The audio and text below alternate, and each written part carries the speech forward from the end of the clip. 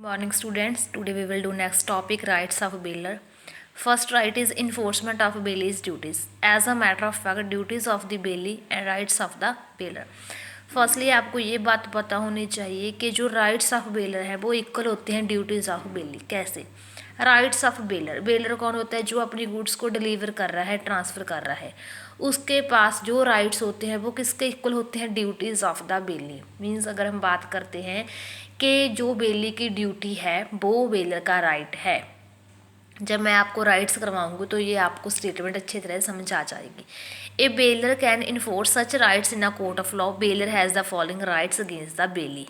First right is right to claim compensation for loss caused to the goods by negligence of bailee. अगर bailee की वजह से कुछ baler को नुकसान होता है, लॉस होता है, तो वो क्या कर सकता है? कंपनसेट करवा सकता है उसे कोर्ट में जाकर। Then right to claim compensation for unauthorised mixing of bailed goods with the bailee's own goods. अगर बेलर ने किसी को गुड्स डिलीवर की थी, किसको? बेली को, और बेली ने क्या किया? बेलर की गुड्स को अपनी गुड्स के साथ मिक्सअप कर दिया, तो उसके पास राइट है कोर्ट में जाकर कंपनसेशन लेने का। Then right to demand goods back after expiry of purpose. मैंने आपको बताया था कि फर्स्ट तो क्या होनी चाहिए? डिलीवरी होनी चाहिए, प्लस गुड्स को क्या करना है? रीबैक करना है।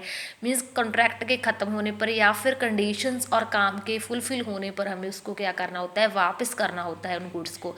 तो क्या राइट है बेलर के पास? अपनी गुड्स को बैकअप करवाने का एक्सपायरी पीरियड के बाद। Then right to claim any natural actionable या फिर accretion to the goods build. अगर कोई भी उसने नेचुरल मिसयूज़ कर दिया उसकी गुड्स के साथ, तो वो भी क्या है? एक राइट है बेलर का। Then right of termination. Termination क्या होता है? ख़त्म कर देना, बंद कर देना, या फिर रिस्काइंड कर देना, डिस्चार्ज कर देना। डिस्चार्ज, टर्मिनेशन, रिस्काइंड, इसका मीन्स कॉन्ट्रैक्ट का ख़त्म होना ही होता है। Then restoration of goods lent gratuitously. Gratuitously के कौन सी होती है? Without any award. अगर विदाउट एनी रिवॉर्ड गुड्स हैं तो बेलर के पास राइट है उनको क्या करवाने का? रिस्टोरेशन करवाने का, रीबैक करवाने का।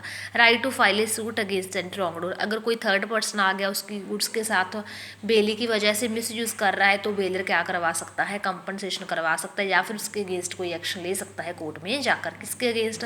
रॉन्गडोर कौन है? Third party. Like a baler था, बी बेली था, कोई सी बीच में आ गया और बेली को उसके बारे में नहीं पता, तो उसका मीन्स क्या है? राइट है बेलर के पास, ए के पास, कि वो कोर्ट में जाकर उस रॉन्गडोर पर्सन के अगेंस्ट फाइल कर सके। Then duties of bailor. Bailor ने क्या करना है? अब बेलर कौन है? जो अपनी गुड्स दे रहा है। अगर उसके पास कुछ राइट्स हैं तो उसकी कुछ ड्यूटीज़ भी हैं। Duty to disclose non defect. अगर मैंने अपनी कार किसी को रिपेयर करवाने के लिए दी है और मुझे पता है कि मेरी कार में ये फॉल्ट है, तो मैं पहले ही डिस्क्लोज कर दूँगी। ये बात नहीं कि मैं उसको उसके लिए रिस्पॉन्सिबल कंसिडर करूँगी। मैं पहले अपनी जो गुड्स में डिफ़ॉल्ट है, मैं उस सारी की सारी इन्फॉर्मेशन को क्या करूँगी? डिस्क्लोज करूँगी। डिस्क्लोज क्या होता है? किसी को बात बताना, किसी के आगे हमारी बात को रखना। Then duty to bear extraordinary expenses. अगर कुछ एक्स्ट्रा ऑर्डिनरी एक्सपेंसेस होते हैं तो चीज़ मेरी है ना, तो बियर भी मैं ही करूँगी।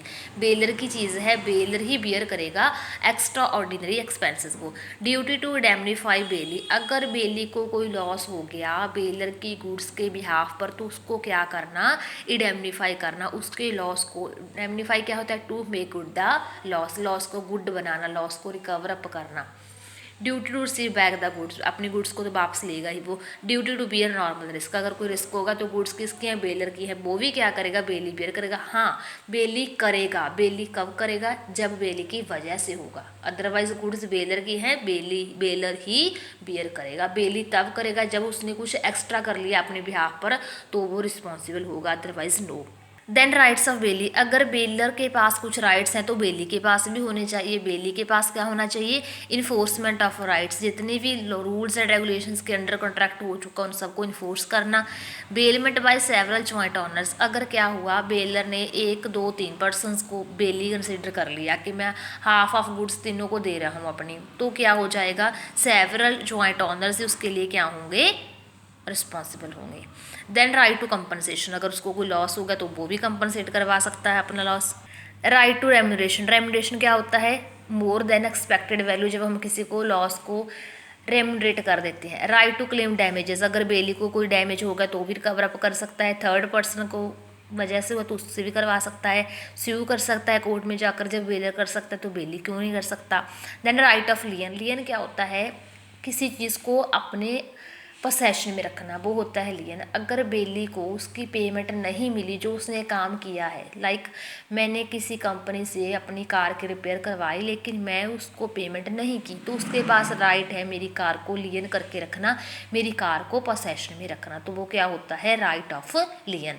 अब बेली के पास जो लियन होती है वो दो टाइप्स की हो सकती है, पर्टिकुलर हो सकती है और जनरल हो सकती है।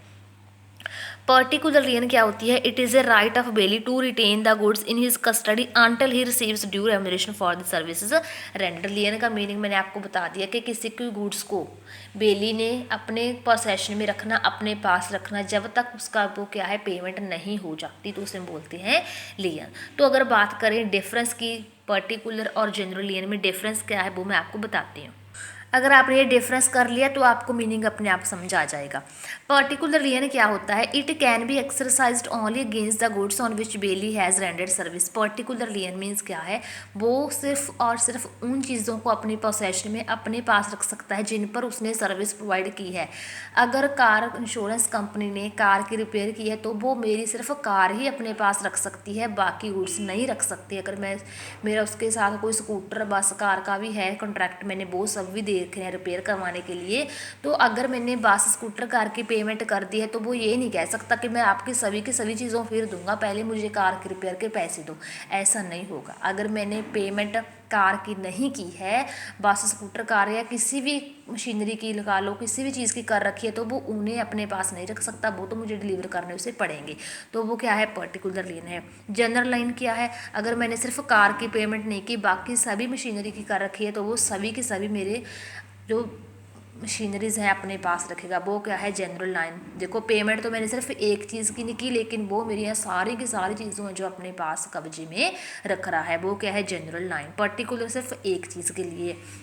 Then particular lien can be exercised only for amount due on account of labor or skill employee or work done upon the goods retained। particular lien किस चीज़ के लिए है, अमाउंट ड्यू या फिर अकाउंट ऑफ लेबर के लिए, या फिर जो स्किल है उसने ऊपर लगा दी है उसके लिए। General lien can be exercise for a general balance of account. General lien किसी भी चीज़ के लिए हो सकती है। Then it can be exercise by all bailees. Particular lien है जो सारे बेलीज अडॉप्ट करते हैं। जनरल लियन कौन अडॉप्ट करता है, मोस्टली वॉर फिंगर, अटोर्नी या फिर बैंकर और brokers. Then duties of bailee, duty of reasonable care, bailor के प्रोडक्ट्स को गुड्स की रीजनेबल केयर करना।